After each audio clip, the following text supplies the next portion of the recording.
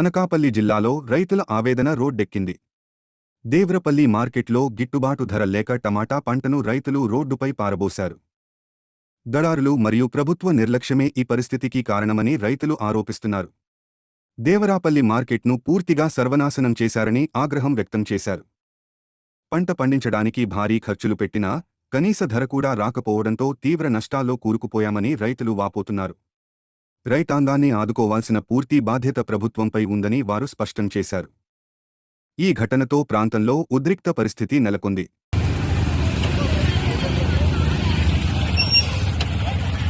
అనకాపల్లి జిల్లాలోని Devarapalli wholesale కాయగూరల market ఏదైతే ఉందో దీనికి 100 ఏళ్లు చరిత్ర కలిగినటువంటి కాయగూరల మార్కెట్ ఇది.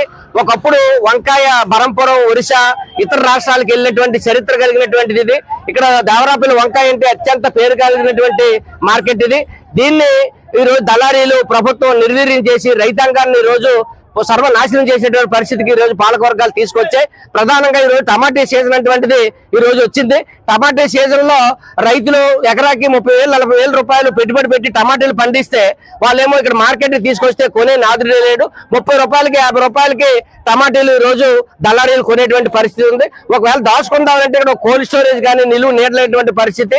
ఇక్కడ ఎండొచ్చినా వాన వచ్చినా పశువుల కన్నా అధ్వానంగా ఈ రోజు రైతులు చూస్తుంటారు. రైతేమో ఈ దేశానికి తిండి పెట్టినటువంటి రైతు ఈ రైతుని ఈ రోజు దుఃఖపెట్టినటువంటి కంట కన్నీరు కార్చినటువంటి పాలక వర్గాలకు రైతాంగం యొక్క ఉసురు తగులుతుందని చెప్పేసి మేము స్పష్టంగా చెప్పదలుచుకున్నాం. కాబట్టి ఇటువంటి ప్రభుత్వం పాలక వర్గాలు రైతాంగాన్ని నిపాదించడం సరైనది కాదు. మేము అనేక సంవత్సరాల నుంచి కోల్డ్ స్టోరేజ్ కట్టాలని చెప్పేసి ఇక్కడ డిమాండ్ ఉంది. కోల్డ్ స్టోరేజ్ లేదు, ఇక్కడ నిలువ నీడ లేదు, వర్షం వచ్చినా ఎండ వచ్చినా తీవ్రమైన ఇబ్బంది. ఆశీలు మాత్రం ఈ రోజు విపరీతంగా డబ్బులు వసూలు చేస్తారు, వీళ్ళకి నిలువ నీడటువంటిది ఏర్పాటు చేయరు. కాబట్టి ఆశీల డబ్బులు కూడా రాక ఒక రైతు ఈ రోజు టమాటీలు రోడ్డు మీద పోసేసి మాకు ఇక్కడ టమాటీలు పండించడం పశువులకే వదిలేస్తాను.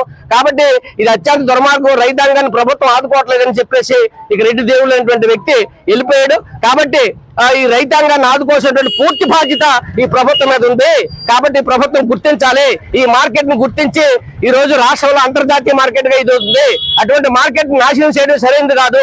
దళారీలు నివారించండి, ప్రభుత్వం కొనుగోలు చేయండి, మద్దతు ధర ఇవ్వండి, నిలువ నీడవండి, వాళ్ళు కోల్డ్ స్టోరేజ్ కట్టండి, రైతాంగానికి ప్రోత్సహించండి అని చెప్పేసి ఈ సందర్భంగా మేము తెలియజేస్తా ఉన్నాం.